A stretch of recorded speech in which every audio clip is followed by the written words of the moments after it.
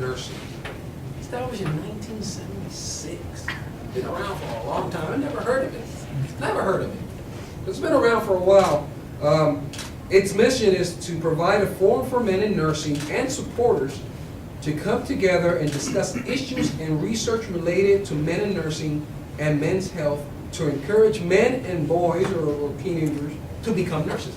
Now, I found that very curious, number one, that I haven't heard about it, and that there's an organization that's been around almost 26, 30 years that promotes such a thing. And so I'm going to do a little bit of research more about the organization, but I invite the young men in the audience who are becoming nurses and to look at it too. I mean, there are different forums out there that promote men in nursing, and we don't hear much about them. So again, engaging into organizations that promote nursing and research and look into the issues of men as related to nursing might be a good thing. Might be a good thing. So I found that curious, so I share that with you. After you do all that research, send me an email. So what do you think that the future of nursing holds for men? I want to answer. All right, go for it. Actually, I think, like the guy said, I think it's wide open for men and women. I think as a school, we need to really pick the right kind of student. And I think we all talked about it. I think they have to be compassionate people. I think they have to be very, very, very intelligent. And I think they have to be critical thinkers. And if we don't pick those kids, male or female, then we set them up for failure. So I think as long as they meet that criteria, it's wide open. But I think you have to have those three things. Men in nursing, I think the role it's being developed, not only as an undergrad or as a graduate student, it holds high expectations for us. I also was going to add to the Colonel was saying we need to promote that it's okay to be a male nurse. We see a male nurse when they don't believe me. And who are you when I introduce myself? I'm a BRN. You're my nurse. I'm your nurse. It's kind of we have this like this bias in society sometimes that male we're not supposed to care. We don't do this. We're out there in the construction. We're police officers. We're the ones Secret Service. And the guys aren't taking care of people. So, but I mean, the role is changing from when I started to I don't know how many people have like I'm trying to say is that it's changing. Our role is changing as nurses. It's not defined. Our scope of practice is changing as nurse practitioners. So where we started as nurses started to what the future holds. We're getting new legislation that's granting us more power, more autonomy, because they recognize this role if we can recognize the nursing role as a nation, I think, and men will oversee succeed in it. Well, I think it's a tremendously healthcare and the health systems are becoming tremendously complex, much more so than sometimes you wonder that it needs to be. But even so, you do have to have some sharp thinkers, critical thinkers in places of leadership, and leadership is sorely lacking. I think we're starting to see these generations. We're watchful of it, and I think even the Institute of Medicine report is showing that the strong leadership is starting to retire off. Those generations are passing on, and do we have these skills available for people to take the reins and move forward responsibly? I think nursing is an excellent field to get into. There's a wide range of versatility in the scope of practice and the base of knowledge that you're providing from the nursing program. So I'm very positive about where nursing is going, not just for men but for women, and that the sky's the limit. Those folks here who are students, you guys will have the new ideas that will say, you know what, I can take it in a different direction. Anything you want to share something? No, I agree with my colleagues. It's very important that anybody we bring in to our nursing, our baccalaureate programs, we got to make sure, we got to do our best to screen to make sure the right candidates. Because I'll tell you, at William Beaumont Army Medical Center, we get about 40 to 50 brand new graduates a year, second lieutenants right out of nursing school, just like you all will soon be or someday be. And it is telling how many discover, I think, in their first 6 months to a year. The ones that we see struggle, and certainly Dr. Miller will correct me on this, the ones that struggle, it's not that they're not smart, it's not that they're not clinically got the basic clinical skills to learn and expand. It's generally maybe nursing wasn't for me, and they discover it once they start the caring art of nursing. And so getting the right folks into the mix at the highest percentage we can is very important, because nursing seats are extremely valuable in school. More nursing males in faculty positions, I think, is absolutely also important. So I commend you for being on the faculty. I commend Dr. Miller for all the education he's done and teaching he's done in his time, and certainly Mr. Ramon here and any of the other male faculty members. That's going to pay huge dividends for what the male gender means to nursing in the future. Once we're out there in the practice field, it really is about how good are you at taking care of your patients and stuff, and how caring are you. And every time you walk into a patient as a male nurse and they look at you that way and they act that like, oh, you're the teacher now. There's your teaching opportunity to make sure that they get the very best nursing care possible. And they say, gosh, you know, my dad or my brothers or my cousins or my uncles never cared for me like that, or showed me the concern, or were willing to listen to me. Sorry, honey, I know I don't listen to you very well. I think those are the things that the male role model will bring to the profession in the future.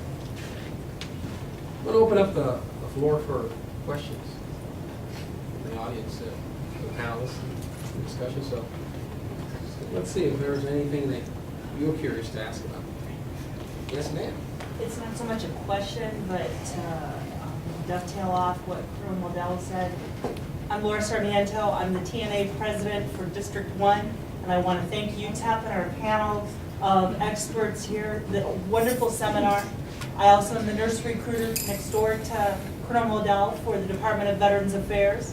And I too am a UTEP alumni. There is life after nursing school, and you will have lots of smiles. Wonderful opportunity. The biggest thing, and I won't say when I graduated, but it was a very long time ago. The biggest thing that I see, and I deal with male nurses day in, day out, both the VA and DOD next door and up on Fort Bliss, is we need more mentors for male nurses. In my talking with male nurses, and I talk to people every day because they're coming to me looking for a job, and I ask them, what do you like about the job where you're at? Because that tells me if somebody cannot say one good thing about where they're working, they may not be the right person on the bus. Whether I have a job open or not, we have to foster and nurture and facilitate that mentoring. And so I commend you gentlemen. Some of you, like David and I, have worked together, and Mr. Ramon.